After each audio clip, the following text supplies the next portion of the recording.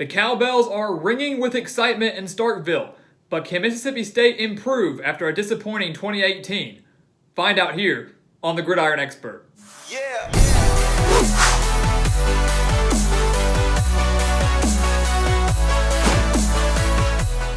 Last year, Mississippi State had high expectations in year one of the Joe Moorhead era, but the Bulldogs finished just 8-5, including an upset loss to Iowa in their bowl game. Now they lose their star quarterback in Nick Fitzgerald and lose plenty of NFL talent on the defensive side of the ball, which begs the question, can Mississippi State improve in year two under Joe Moorhead? The Bulldogs returned just 7 starters on the offensive side of the ball, but there is a quarterback battle going on in Starkville. Will it be Keaton Thompson or will it be Tommy Stevens, the transfer quarterback from Penn State, who formerly played under Joe Moorhead when he was the offensive coordinator in Happy Valley? I believe that Thompson is the right man for the job. I believe he will be the best fit for this Mississippi State offense and give them the best chance to win and improve in 2019. But whether Moorhead makes that decision or not remains to be seen. Regardless of who's at quarterback, they will return their top 3 wide receivers from 2018, and they will have a very capable running back in Kylan Hill, who rushed for over 700 yards last season. Unfortunately for Mississippi State, though, last year, with I think what was a better offense in 2018 than it will be in 2019, that was the first time they scored less than 30 points per game since 2013. I don't expect this offense to average more than 30 points per game in 2019, and that could spell some bad news for the Bulldogs. Defensively, they only returned 4 starters. We mentioned the amount of NFL talent that they lost in the NFL draft in the offseason. That includes Jonathan Abram, Jeffrey Simmons, and Montez Sweat. And this defense last year was one of the best in the entire nation, but no one talked about them.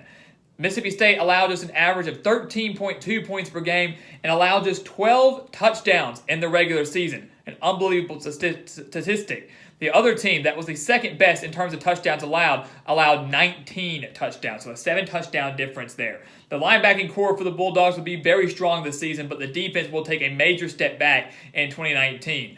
Whether or not the Bulldogs can improve on that 8-win total from 2018 remains to be seen, but we do have them kicking things off with a 2-0 start, and Louisiana and Southern Miss are both contenders in their respective conferences, the Sun Belt and the Conference USA.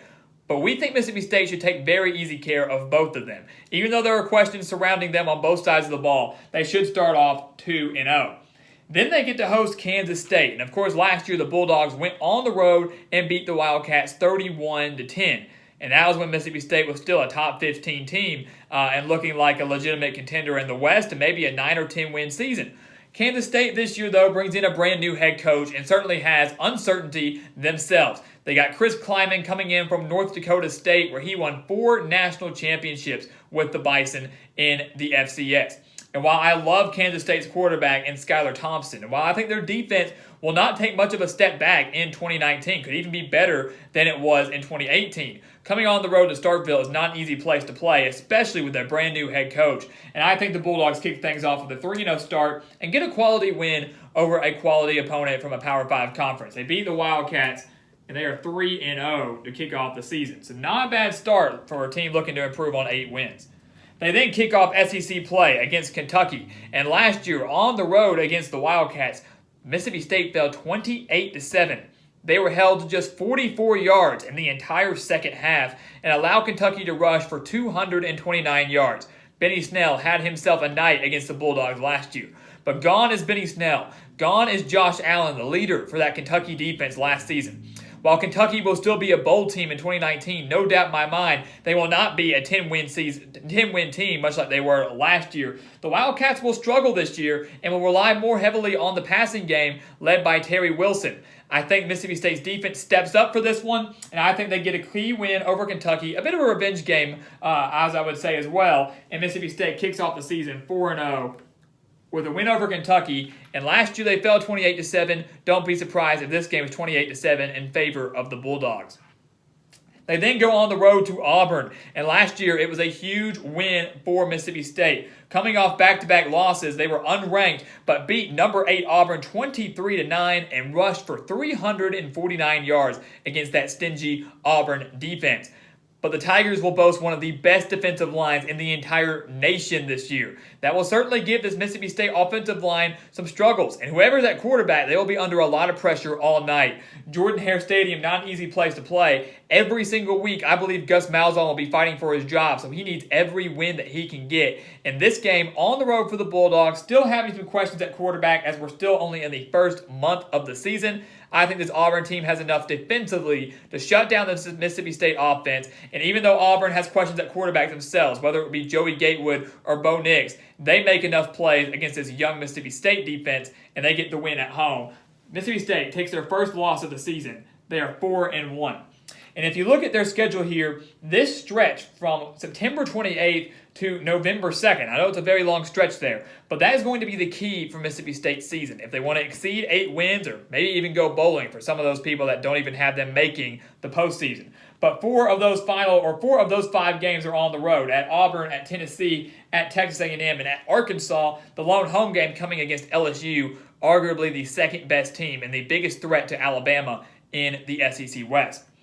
They get that loss to Auburn, though. Coming off a bye, they go on the road to face off against Tennessee. And the Volunteers are a very young team and also have a coach that is entering his second year in Jeremy Pruitt. But we saw some improvement from Tennessee down the road last year. They had a big win against Kentucky at Neyland Stadium, and I think at times you saw some improvement under Jeremy Pruitt. The players were starting to buy into what he was selling. This year, the Volunteers return 10 starters on the offensive side of the ball. That includes Jarrett Garantano and practically everybody else. And Garantano is one of the more underrated quarterbacks in the entire conference.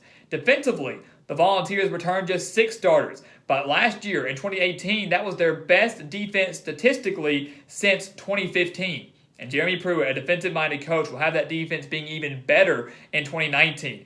Even though the Bulldogs are coming off a week of rest here, I think they fall to a Tennessee team that I do have going bowling in 2019 and will take a major step forward under Jeremy Pruitt. They fall to the Volunteers on the road at Neyland Stadium. They then get to host LSU, that lone home game in that key 5-game stretch we were talking about. And last year against LSU, the Bulldogs fell 19-3. Couldn't even muster a touchdown. Turnovers and obviously the strength of that LSU defense was the killer for Mississippi State. 2 years ago, I predicted the Bulldogs to beat LSU in Starkville, and I got a lot of hate for it. But Mississippi State made me proud, winning 37-7 over the mighty LSU Tigers. But this year, this LSU team is much different. They're different from the team they were last year, certainly different from the team they were 2 years ago. The Tigers finally had themselves an offense with Joe Burrow at quarterback and a talented crew of wide receivers. And their defense, especially in the secondary, will be one of the best in the entire nation and arguably the best in the SEC. LSU does come on the road and beat Mississippi State. I don't see the Bulldogs switching things around. After only mustering 3 points last year with a better offense than they will have this year, I don't see them beating the Tigers even though they get to host. They fall to LSU at home for their 3rd straight loss on the season. Certainly not what they want, but this is a very difficult 5-game stretch. They then get back-to-back road games against Texas A&M and Arkansas. Texas A&M last year, Mississippi State beat 28-13, and the Aggies were the number 16 team in the nation at the time. Mississippi State is on a 3-game winning streak over Texas A&M, but I do not believe they can make it 4 in a row. Texas A&M has the talent this year to compete in the SEC West, to be a legitimate contender. And that is under normal circumstances, though. They have one of the toughest schedules in the entire nation. So A&M could very well be a 7 or 8 win team. If they're lucky, a 9-win team this season. But under normal circumstances, you'd be talking about them being number 2 in the SEC West, maybe even challenging Alabama for that number 1 spot as they get to host the Crimson Tide. I love Kellen Mond. I love this crew of wide receivers. The defense, some question marks there, much like we have here at Mississippi State, but home field advantage and a defense that will continuously improve and be much more battle-tested come October 26th gets the job done for Jimbo Fisher and his squad. They beat Mississippi State, handing them their 4th straight loss of the season. And I know this almost sounds unrealistic for the Bulldogs to see them starting off 4-0 and then dropping 4 in a row. That's very uncharacteristic for any SEC squad, let alone Mississippi State. But when you look at the schedule, it is entirely possible. Luckily for them, they get a huge break. Even though it's on the road, they will beat the Arkansas Razorbacks. The Bulldogs have won 6 of the past 7 against Arkansas, including a 52-6 victory last year. And while I truly believe this is a winnable game for the Razorbacks, I think they'll be much improved than they were last year. They get to host this game this year, don't have to go to Starkville with all those clanging cowbells around. They will finally have themselves a quarterback, whether that is Nick Starkel, the former Texas A&M quarterback, or Ben Hicks, remains to be seen. The running game, though, will improve with Rakeem Boyd and Devois Whaley, and the defense in year 2 under John Chavis will take a major step forward. That was actually one of the few bright spots from Arkansas in 2018 in that 2-10 season. But Mississippi State has enough to go on the road and beat the Razorbacks. Expect it to be close. Expect it to be another classic between these two, as we've seen some classics in years past. But Mississippi State snaps that 4-game losing streak, beats, once again, a struggling Razorback team that I think is just another year away from finally breaking through to the postseason under Chad Morris. They then get a huge bye week going into that game against Alabama. And once again, some people might want to consider this a trap game. I don't think I'm going to, though, much like I have in years past. The last time Alabama visited Starkville, they escaped with a 31-24 victory. That was, of course, Bama scoring in the final seconds of that game. But Mississippi State has lost 11 straight to the Crimson Tide. They have been held to 10 points or less in 8 of the past 11 meetings against Alabama. Expect another poor offensive performance against an Alabama team that could be even better than they were in 2018 and are certainly out for revenge after the way they ended 2018. Even though they're coming off a week of rest, Alabama comes in and takes easy care of the Bulldogs. But once again, I don't see anybody giving the Crimson Tide a fight in the regular season. Mississippi State drops this game to the Crimson Tide, beats Abilene Christian. So, of course, they've clinched bowl eligibility with that win there. Then they get Ole Miss at home in the Egg Bowl. Of course, when you talk about rivalry games, you just need to throw records out the window. So it doesn't matter what Ole Miss's record is. It doesn't matter what Mississippi State's record is. Throw them out because it does not matter. The Egg Bowl, a huge game in the state of Mississippi. But the Bulldogs have lost 3 of the past 5 to their in-state rivals. But they have won 7 of the past 10 games at home against the Rebels. That included a 35-3 victory on the road last year, and expect them to get another win over the Rebels this year. It's at home. I like that at Starkville, and I think they own the edge, certainly offensively. Of course, the video, we haven't said that. We've said most teams will have the offensive advantage, but Mississippi State will own the offensive advantage over Ole Miss, who loses A.J. Brown and D.K. Metcalf at wide receiver, as well as Jordan Ta'amu at quarterback. The defense returns 10 starters defensively, could keep this game low scoring for a little bit, but Mississippi State pulls away late. I think wins this game by at least a touchdown, maybe even more. They close out the season, though, with another win over their in-state rivals, and Ole Miss captures the Egg Bowl and finishes the season 7-5. And with a bowl win would put them at 8-5, which is the exact same record that they had in 2018. So certainly not a season that Bulldog fans are hoping for. But with this difficult of a schedule, especially that 5-game stretch we mentioned, starting with Auburn and ending with Arkansas, that's not going to be too bad. A 7-5 season, a chance at another 8-win season, maybe taking another step forward in 2020. Keaton Thompson will be back. He's just a junior this season. I believe Joe Moorhead will continue to build his team up. I think he's the right man for the job. He is disappointed in 2018 and has a very tough schedule in 2019. But 7-5 for the Bulldogs this season. Not too bad for things down in Starkville. So guys, as always, thank you for watching us here on YouTube. Go follow us on Twitter and Instagram at Gridiron Expert. And go check out our official website, thegridironexpert.com. Sign up for our newsletter and sign up for our expert picks.